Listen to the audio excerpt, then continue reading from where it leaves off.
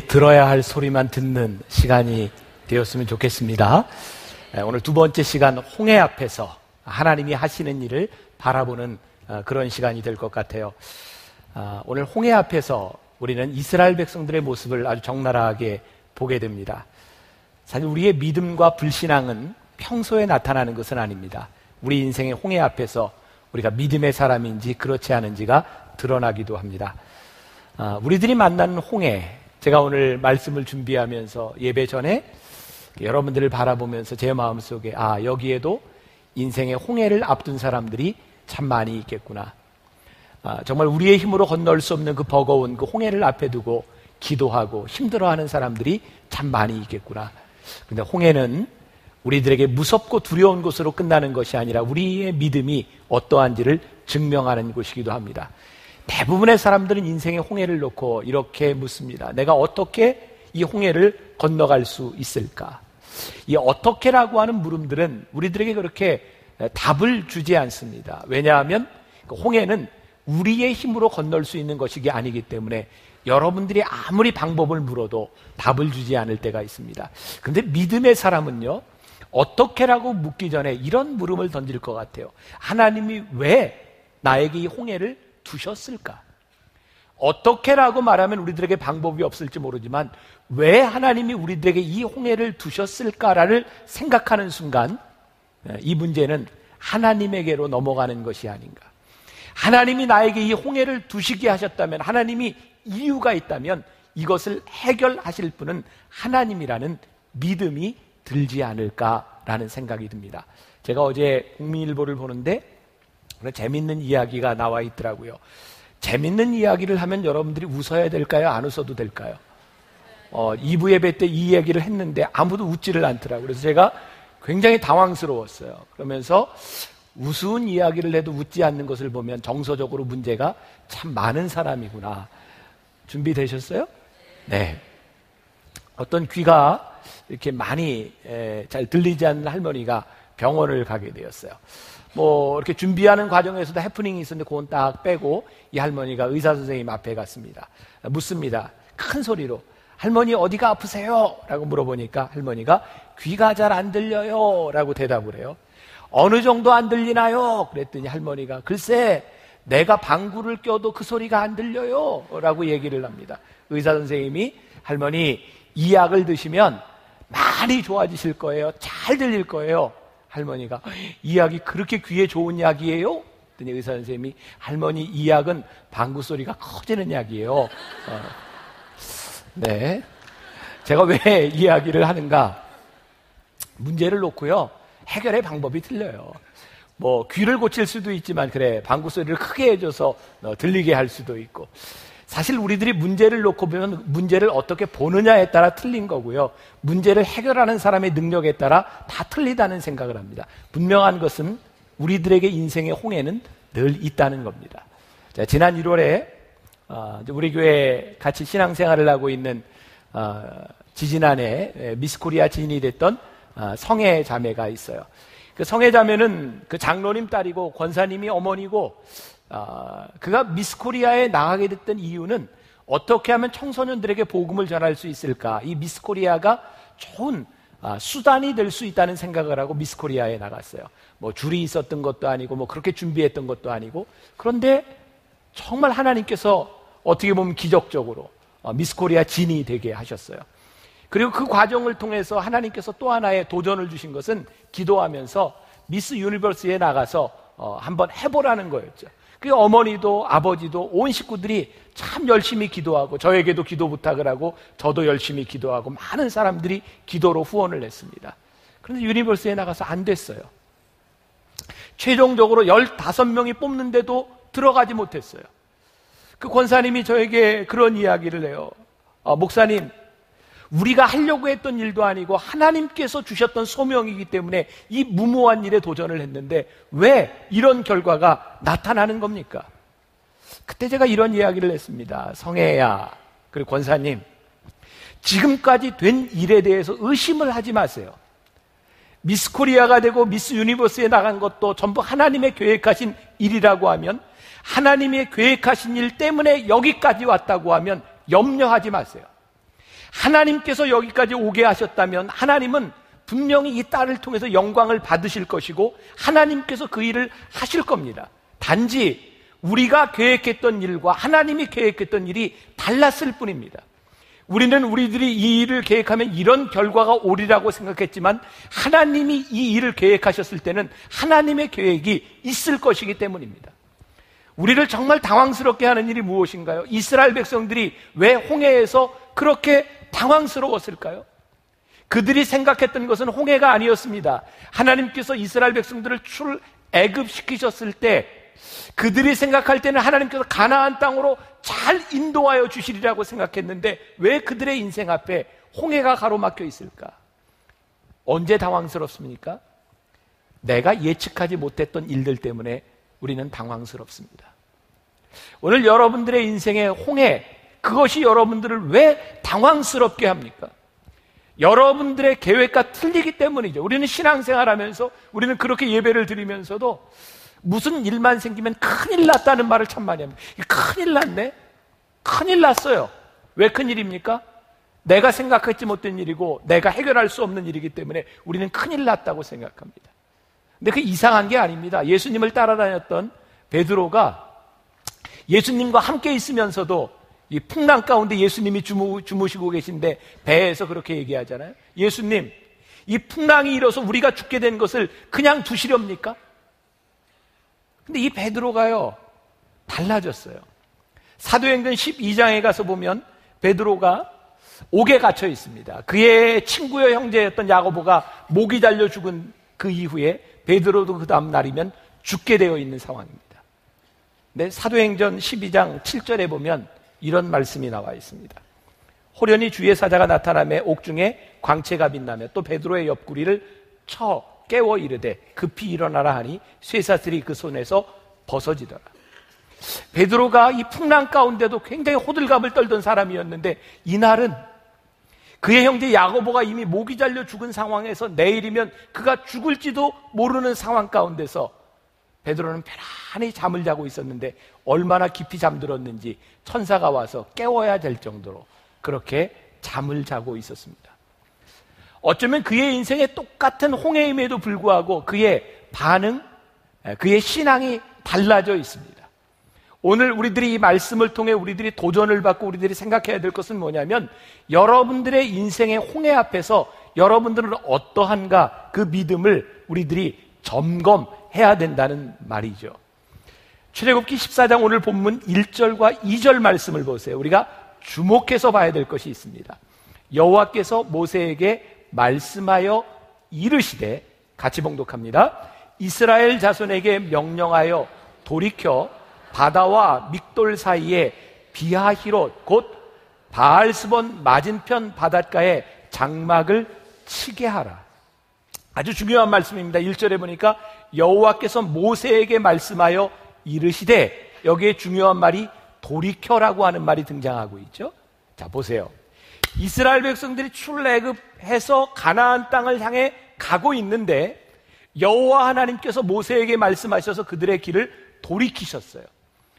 돌이켜서 그들이 거하게 된 장소가 뭐냐면 바로 홍해 앞이었습니다. 홍해는 그들에게 우연히 있었던 것이 아니라 하나님께서 그들의 길을 돌이켜서 홍해 앞에 있게 하셨습니다. 홍해는 굉장히 두려운 곳입니다. 이스라엘 백성들이 어떻게 할 수 없는 무서운 곳입니다. 그런데 그 홍해에 있게 하신 분이 누구라고요? 하나님이셨다는 겁니다. 사실은 홍해 앞에서 우리들이 봐야 될 것은 이게 우리의 능력이 아닙니다. 우리가 할 수 없지만 하나님께서 우리로 하여금 그 홍해 앞에 인도하셨더라면 이제 하나님께서 그 일을 행하실 것이라는 말씀입니다. 돌이켜서, 잘 가고 있는 길을 돌이켜서. 자, 우리가 이 말씀을 조금 더 이해하기 위해서 우리 홍해 조금 더 볼 필요가 있을 것 같아요. 세상이 참 좋아져서요, 구글의 그림을 보니까 지도가 너무 잘 나와 있어요. 한번 볼까요? 자, 지금 홍해가 있습니다. 저기 돼지굽처럼 되어 있죠. 홍해에 이렇게 갈라져 있는 저 길로 이스라엘 백성이 아마 건넜을 것이라고 생각을 합니다. 조금 더 자세한 가보죠. 네, 하나 더. 네, 저기 고센 지역이 있습니다. 저기 이스라엘 땅 사람들이 머물렀던 나일 삼각주 지역이죠. 굉장히 비옥한 지역입니다. 나머지는 다 사막입니다. 저 시내 반도가 홍해에 있고 이렇게 줄이 이렇게 녹색으로 가 있습니다. 저기에 쭉 뚫어져 있는 것이 수에즈 운하입니다. 1975년에 수에즈 운하가 개통이 됩니다. 지중해에서부터 저 홍해까지 이어지죠. 이제 하루에 10척 정도의 배가 저기로 다니고 있고요. 지금 현재 세계 무역량의 14% 정도가 저쪽을 향해 수에즈 운하를 통해서 왕래되고 있습니다. 저 수에즈 운하는 지금 넓이가 한 200m, 깊이가 20m 정도 되는 그런 수에즈 운하입니다. 이스라엘 백성이 저기 믹돌이라고 하는 것 쪽에 약간 좀 밑에 보면 호수가 있죠. 아마 저곳에 팀사 호수 아니면 비토 호수라고 하는 지역인데 이스라엘 백성은 아마 저기를 건너갔을 겁니다. 이스라엘 당시에는 수에즈 운하가 없었고요. 저기에 작은 물길들이 있다가 없어지곤 했습니다. 우리들이 생각할 때 저 고센 지역에서 저 지중해를 타고 그냥 건너가야 될 길을 하나님께서 돌이키사 저 믹돌이라고 하는 곳에서 저 이제 호수를 홍해를 건너가게 하신 겁니다. 바로가요 이것을 바라보고 이스라엘 백성들이 돌이켜서 저 홍해 앞에 있는 것을 바라보고요 바로가 박수를 칩니다. 아니 저런 멍청한 놈들이 있는가? 3절에 가서 보세요. 3절. 자, 여러분들이 상상력을 가지고 말씀을 보세요. 이때 바로의 표정이 어땠겠는가? 자, 3절 같이 한번 봉독해 보겠습니다. 바로가 이스라엘 자손에 대하여 말하기를 그들이 그 땅에서 멀리 떠나 광야에 갇힌 바 되었다 하리라. 지금 이 바로에게 얼마나 억울한 일이었는지 몰라요. 10가지의 재앙을 통해서 장정만 60만이나 되는 그러니까 한 수백만의 노예들이 다 탈출해 나가는 상황이니까 그 경제에 얼마나 막대한 영향을 미쳤겠습니까? 그렇게 다 놓쳐버린 그 백성들이 이제 보니까 제대로 가다가 길을 돌이켜서 홍해를 앞에 두고 그 옆에는 협곡이 있는데 거기에 두 개의 비하이롯과 바알스몬이라는 협곡 아래로 진을 친 거예요. 바로가 그걸 보니까 저런 놈들이 바보 같은 놈들이 있나? 너희들은 이제 죽었어. 너희들은 이제 끝이야. 이 바로가 얼마나 희색이 만면해서 그들을 보았겠습니까? 바로 그런 상황. 믹돌이라고 하는 것은 애굽의 동쪽 끝 국경 지역이고 그 양쪽에 비하이롯과 바알스몬이라는 협곡 가운데 이스라엘 백성이 갇히게 된 상황이에요. 더 중요한 말씀이 여기 3절에 멀리 떠나라고 하는 말인데 원어에 보니까 이 멀리 떠나라고 하는 말은 혼란되었다라는 뜻을 가지고 있습니다. 이제 이스라엘 백성이요 이 홍해를 앞에 두고 양쪽 협곡에서 혼란스러운 상황이에요. 뒤에서는 애굽의 병사들이 쫓아오는 상황입니다. 여기 아주 중요한 포인트가 있습니다. 두 개의 협곡의 이름입니다. 하나는 비하히롯, 하나는 바알스본. 저 비하히롯이라고 하는 말은 구출이라는 뜻을 가지고 있고요. 바알스본은 바알이 내려다본다 라는 뜻을 가지고 있습니다. 아주 흥미롭죠. 이 홍해 앞에서 이스라엘 백성은 두 개의 협곡 사이에 있습니다. 하나는 이스라엘 백성이 홍해를 건너서 구출이 되든지 아니면 바알이 바라보고 있는 곳 그들이 다시 옛생활로 돌아가든지 그 두 가지의 가능성을 홍해 앞에서 가지게 됩니다. 사랑하는 여러분, 홍해는요 늘 우리들에게 두 가지 가능성을 이야기합니다.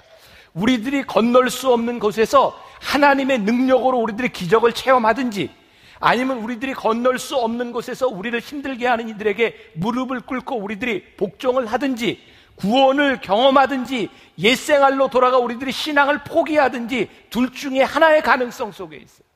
오늘 여러분들에게 있는 이 홍해는 우리들에게 필연적으로 신앙의 결단을 요구합니다.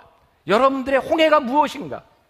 오늘 중요한 말씀이죠. 이 홍해를 앞에 두고 하나님께서 하시는 말씀 13절과 14절 말씀 같이 봉독해 보겠습니다. 모세가 백성에게 이르되 너희는 두려워하지 말고 가만히 서서 여호와께서 오늘 너희를 위하여 행하시는 구원을 보라. 너희가 오늘 본 애굽 사람을 영원히 다시 보지 아니하리라. 여호와께서 너희를 위하여 싸우시리니 너희는 가만히 있을지니라. 홍해를 앞에 두고 기적을 행하기 전에 하나님께서 모세를 통해 처음으로 하신 말씀이 뭐냐면 두려워하지 말고 가만히 서서. 자, 이 상황이 두려운 상황인가요? 안 두려운 상황인가요?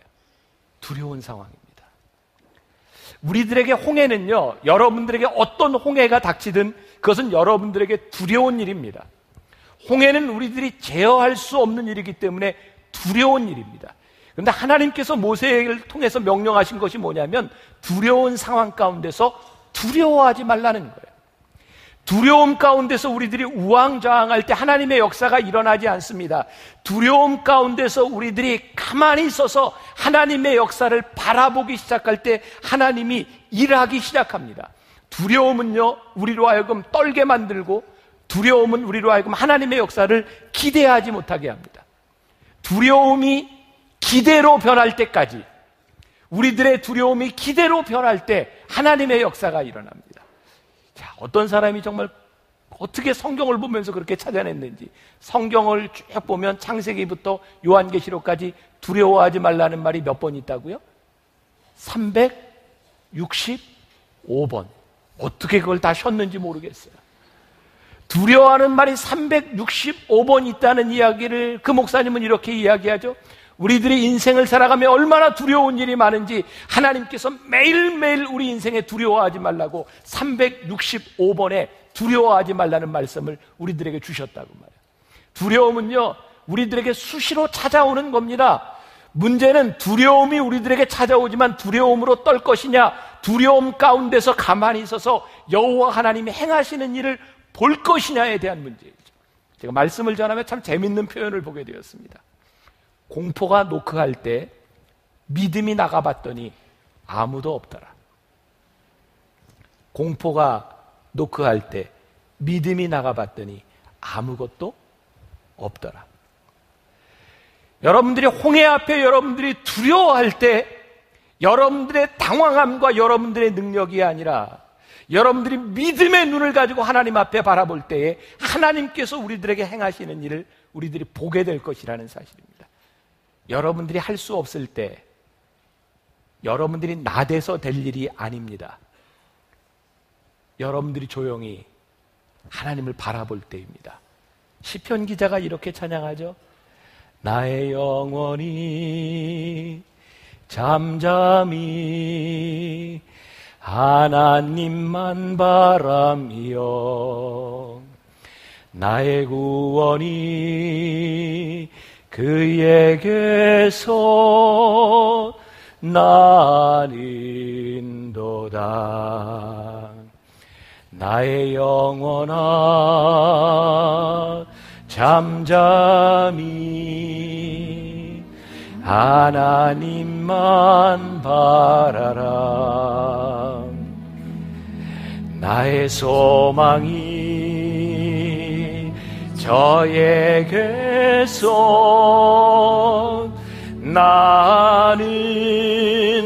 나는도다. 오직 주만이 나의 반석 나의 구원이시니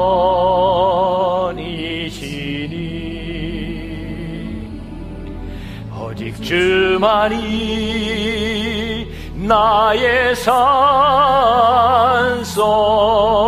내가 요동치 아니하리.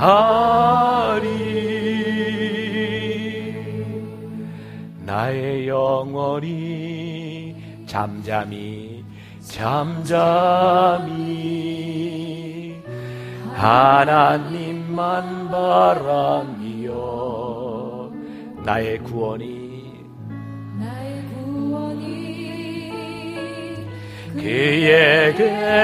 그에게서 나는도다. 나의 영혼아 잠잠히 나의 영혼아 잠잠히 하나님만 바라라. 나의 소망이 그에게서 나는도다. 오직 주만이 나의 반석 나의 구원이시니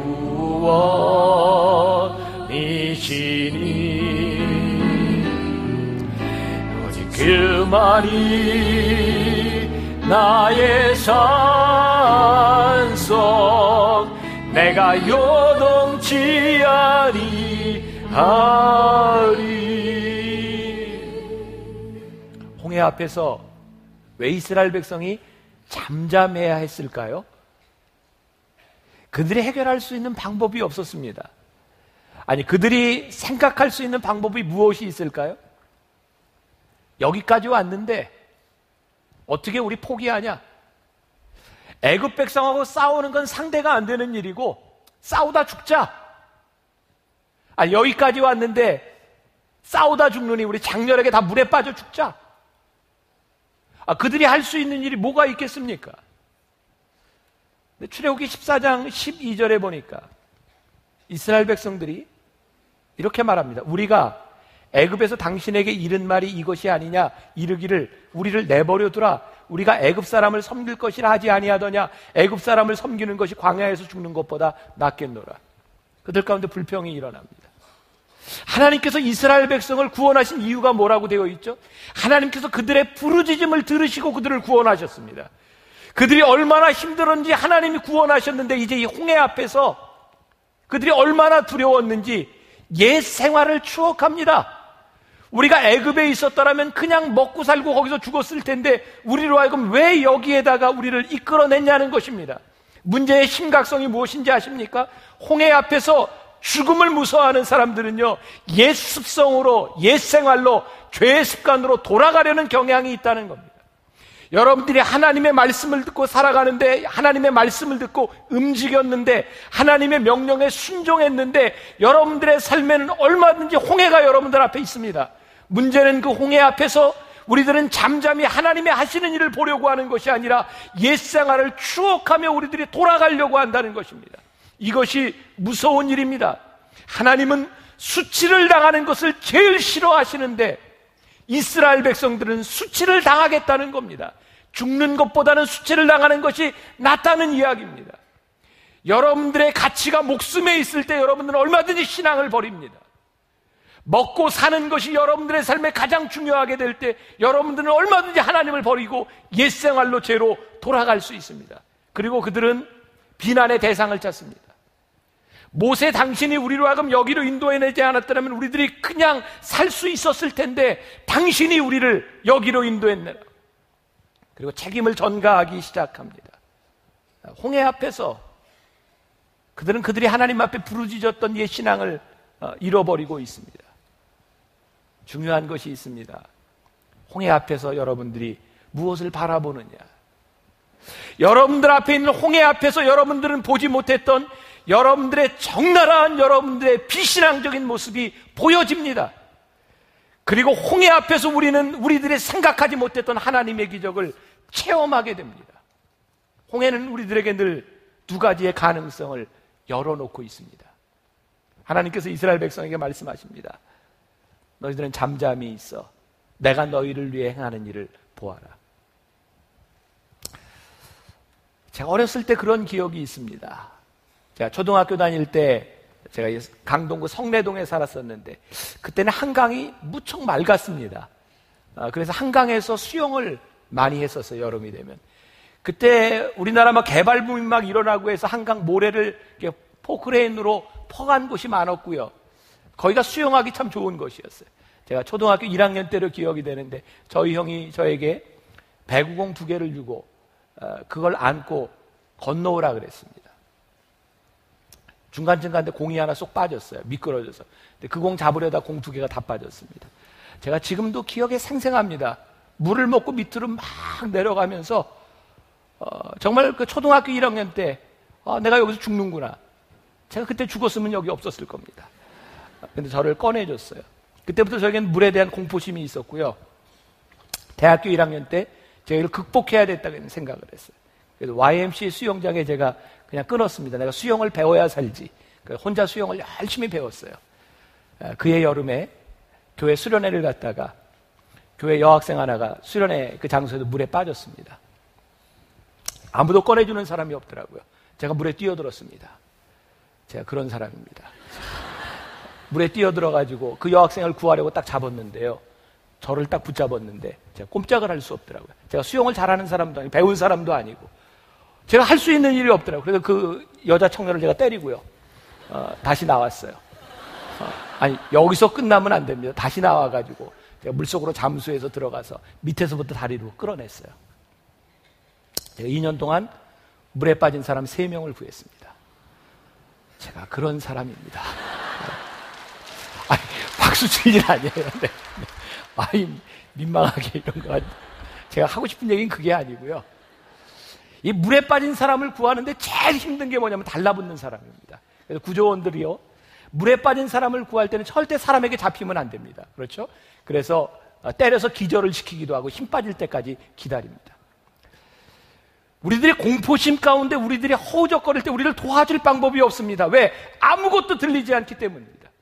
이스라엘 백성에게 이 홍해 앞에서의 일은요, 그들에게 얼마나 큰 공포심을 가져다 줬는지 하나님이 그를 구하실 방법이 없었습니다. 그래서 하나님께서 말씀하십니다. 너희들은 잠잠히 서서 내가 너희를 위해 행하는 일을 보아라. 그들이 잠잠할 때 이제 기적이 일어나기 시작합니다. 오늘 우리가 주목해야 될 말씀이 21절이죠. 같이 봉독하죠. 모세가 바다 위로 손을 내밀매 여호와께서 큰 동풍이 밤새도록 바닷물을 물러가게 하시니 물이 갈라져 바다가 마른 땅이 된지라. 여기서 여러분들이 주목해야 될, 아니 제가 주목한 것은 밤새도록이었습니다. 제가 말씀을 묵상하다가 저는 홍해가 갈라진 기적을 그냥 이렇게 생각했거든요. 모세가 손을 들었을 때 홍해가 갈라졌다 정도 생각했습니다. 근데 이 홍해가 갈라진 것이 밤새도록 바람이 불었다는 거예요. 동풍이 불었습니다. 이게 무슨 바람인지 아세요? 지도에서도 나와 있지만 그 에집트가 있고요, 이 시나이 반도가 있고요, 다 사막입니다.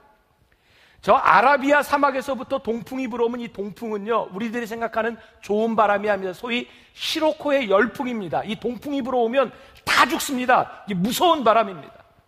이스라엘 백성이 홍해 앞에서 가만히 서서 여호와 하나님이 행하시는 일을 볼 때 밤새도록 불었던 것이 동풍입니다. 그 순간이 얼마나 공포스러웠겠습니까? 이 바람이 부는데 정말 어떻게 될 것인가?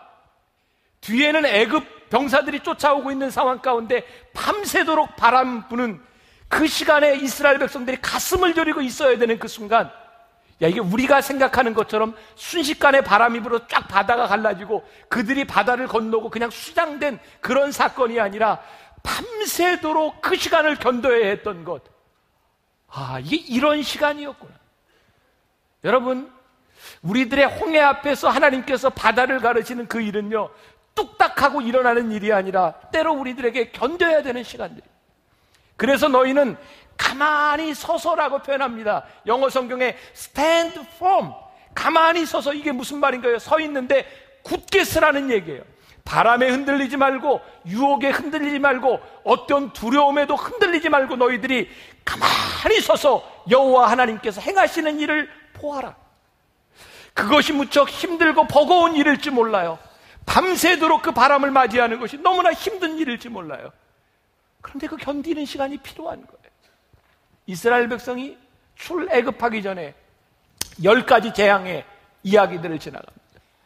한 가지 재앙도 참 힘든데 바로가 재앙이 있을 때마다 보내줄 것 같은데 보내주지 않고, 보내줄 것 같은데 보내주지 않고.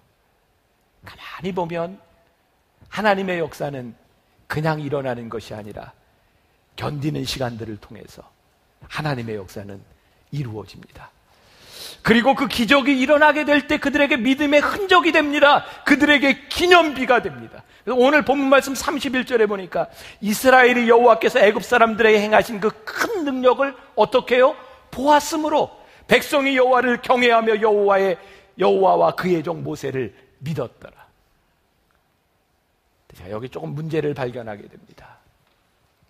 제가 성경을 잘못 해석하는 것일지 모르겠는데, 이 놀라운 홍해의 기적을 경험한 이스라엘 백성들이 홍해를 건너서, 우리가 다음 주에도 계속 배우겠지만 끊임없는 불평을 합니다. 이스라엘이, 우리들이 들렸던 그 출애굽 과정에 들렸던 장소들은요, 이스라엘이 불평하고 그들이 고난을 만났던 장소들입니다. 그들은 끊임없이 하나님께 불평합니다. 어떻게 이럴 수 있었을까? 근데 저에게 깨달아지는 것이 있었습니다.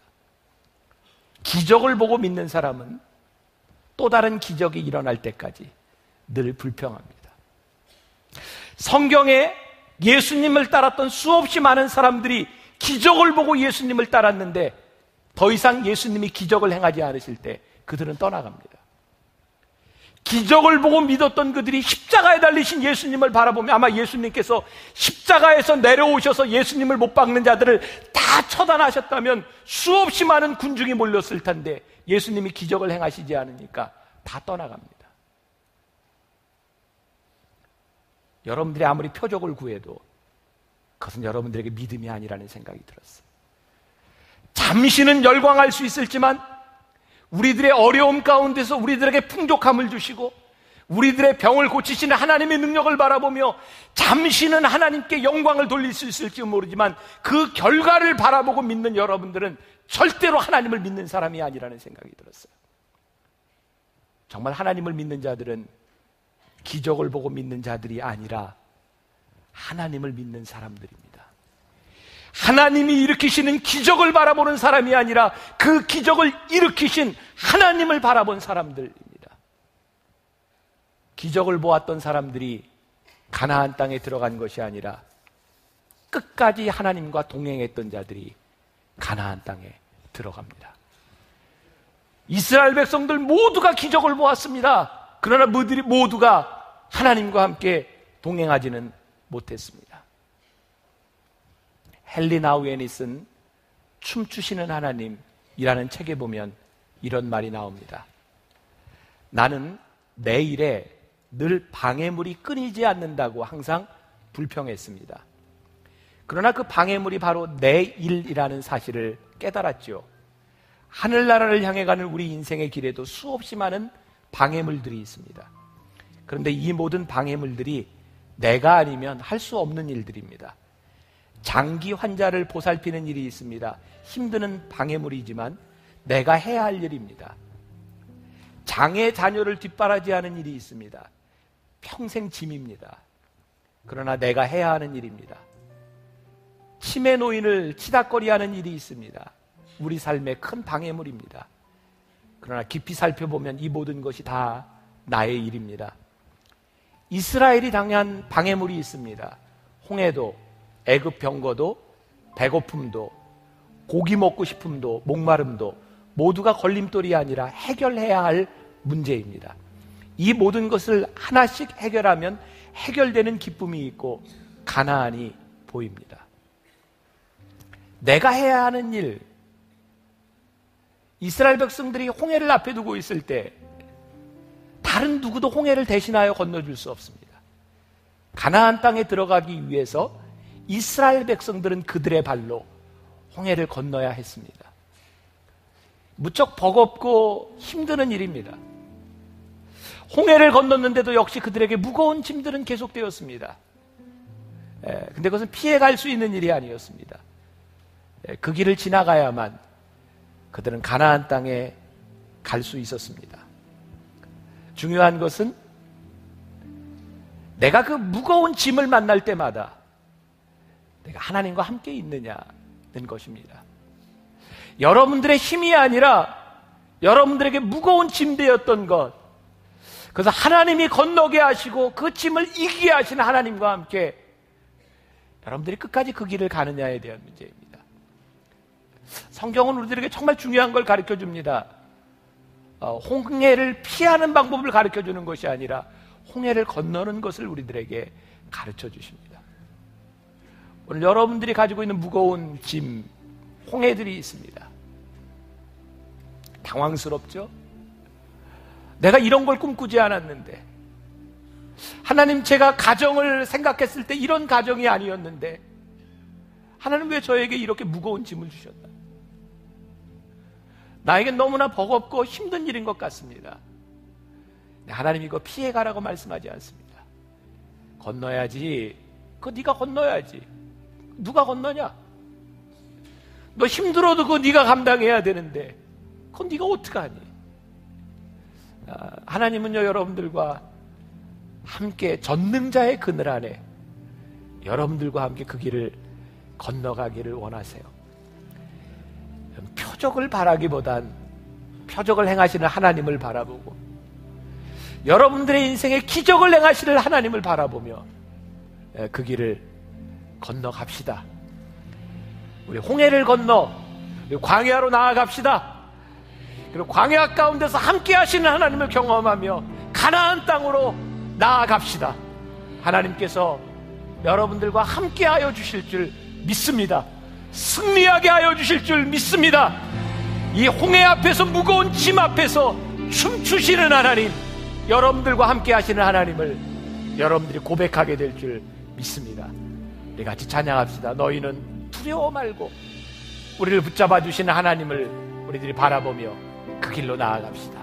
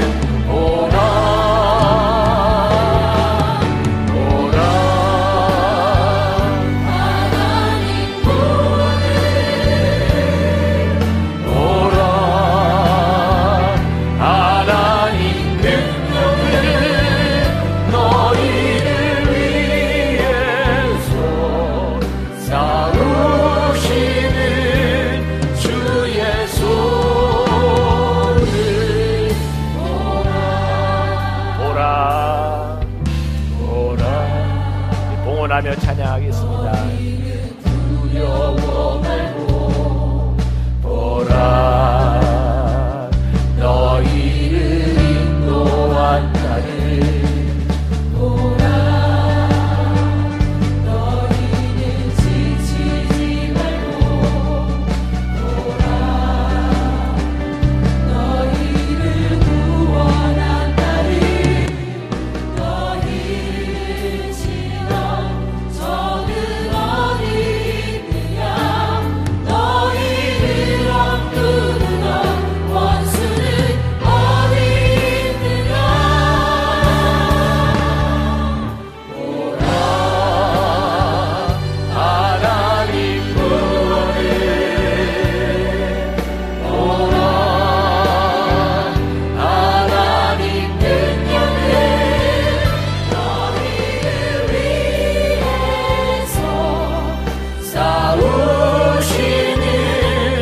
주의 손을 보라, 보라, 하나님 구원을 보라, 하나님 능력을 너희를 위해서 싸우시는 주의 손을. 우리 다시 한번 찬양합시다. 보라, 보라, 너희는 두려워 말고 보라, 너희를 인도한 나를 보라, 너희는 지치지 말고 보라, 너희를 구원한 나를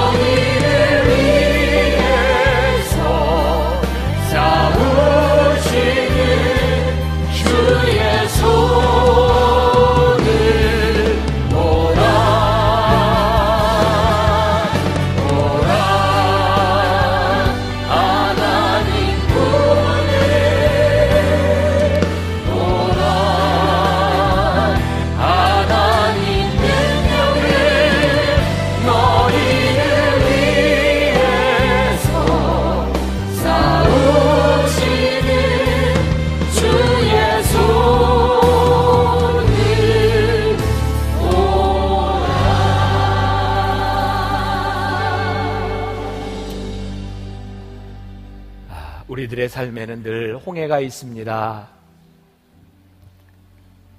우리가 계획했던 일이 아닌데 우리에게 너무나 버겁고 힘든 홍해가 우리 앞에 있습니다.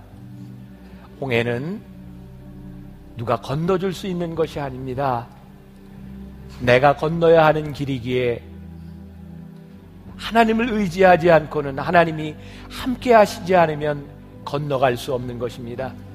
하나님은 혹시라도 우리들이 홍해 앞에서 옛 일을 추억하며 홍해 앞에서 쉽게 가려고 죄를 생각하는 사람이 아니었으면 좋겠습니다. 하나님 가만히 서서 우리가 할 수 없을 때 우리를 위해 싸우시는 하나님을 바라보게 하여 주옵소서. 밤새 동풍이 불 때 참 견디기 힘들지만 이겨내야 합니다. 여호와의 전능자의 그늘 아래 능히 승리할 수 있는 주의 백성들이 되게 하여 주옵소서. 하나님, 우리가 나가면 마주하게 되는 것이 홍해요, 광야입니다. 끝까지 믿음 잃지 않게 하여 주옵시고 주와 함께 승리하는 하나님의 백성들이 되게 하여 주옵소서. 오늘도 이 예배자의 자리에 나오며 하나님께 드려진 예물들이 있습니다. 귀한 믿음의 고백입니다. 받으시고 축복하시고 이 예물이 쓰여지는 곳마다 아름다운 하나님의 역사가 일어나게 하여 주옵소서. 지금은 우리 주 예수 그리스도의 은혜와 하나님 아버지의 무한하신 사랑과 성령의 인도하심이 버겁지만, 우리의 힘으로 감당할 수 없지만 잠잠히 서서 우리를 향해 일하시는 하나님을 바라보며 담대하게 홍해를 마주서는 당신의 사랑하는 모든 백성들 위해 지금부터 영원까지 함께 하시기를 간절히 축원하옵나이다. 아멘.